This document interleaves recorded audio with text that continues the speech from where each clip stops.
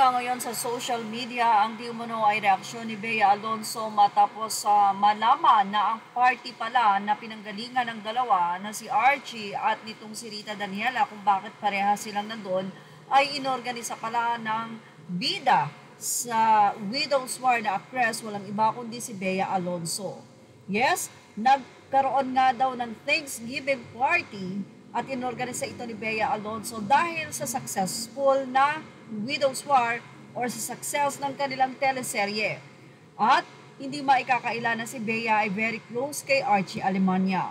Kaya naman malungkot ang naging pahayag ni Bea Alonzo at ayon sa naging artikulo ng PEP, ayon kay Bea, sana daw ay hindi na siya nag-organisa pa ng nasabi nga pong party. Ilang mga netizen din ang sinisisi daw itong si Bea Alonzo. Dahil kung hindi daw nag-party ay hindi malalasing si Archie at hindi mangyayari ito kay Daniela. Ang masakit pa nito, alam daw ng mga cast or tipong nagkaroon na ito ng reconciliation, nagkausap na at nagkasundo na hindi magsasampa ng kaso si Rita. Kaya nga daw nabulantang ang buong sparkle nang malaman nila na nagsampa ng kaso ang nasabi nga pong aktres. Ito'y dahil na rin daw sa trauma na nakaharap o naramdaman ni Rita Daniela noong araw na yon na kung saan isa si Archie Alemania sa itinuturing niya bilang nakatatandang kapatid.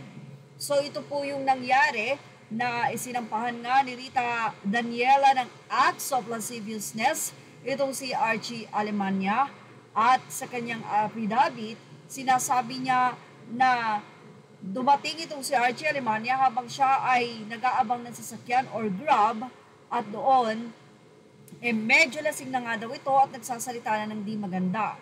Kaya naman, claim ng mga netizen, kung alam mo hindi ka na pinagsasabihan ng maganda, bakit hinayaan pa ni Rita Daniela na sumakay sa van ni Archie Alemania na kung saan ay dapat umiwas na siya dito. Pero dahil nga may tiwala at ito ay kanyang itinuturing na nakatatandang kapatid, sige at mas mukhang safe pa siya kung kay Archie sasakay. Pero hindi pala at doon pa na trauma ang nasabing aktres. Ayon nga daw kay Bea Alonzo, nakakalungkot. So, mula sa naging artikulo nga daw ng PEP, an insider shared that Bea Alonzo regretted organizing that party for her co-stars in Widow's War because something wrong happened that led to a legal battle.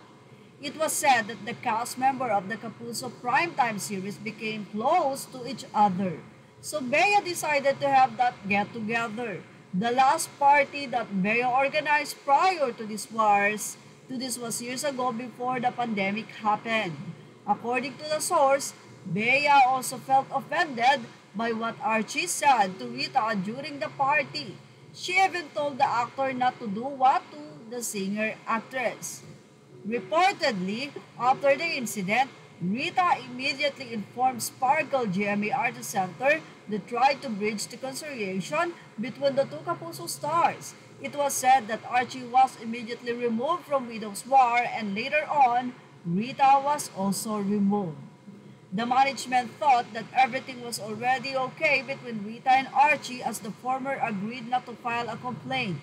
This was the reason why those in Sparkle were shocked when the singer-actress filed a complaint at the Bacoor prosecutor's office. The camp of Rita Daniela stressed that the singer-actress has no plan to withdraw her complaint against Archie Alemania.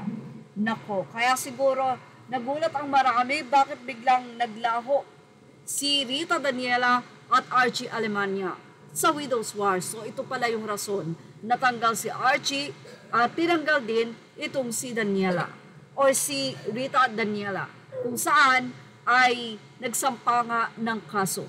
Well, ano sa inyo about dito? Ilagay na ang inyong opinion sa ating comment section. Images are all credit to the rightful owners. Thank you for watching. Showbiz Now.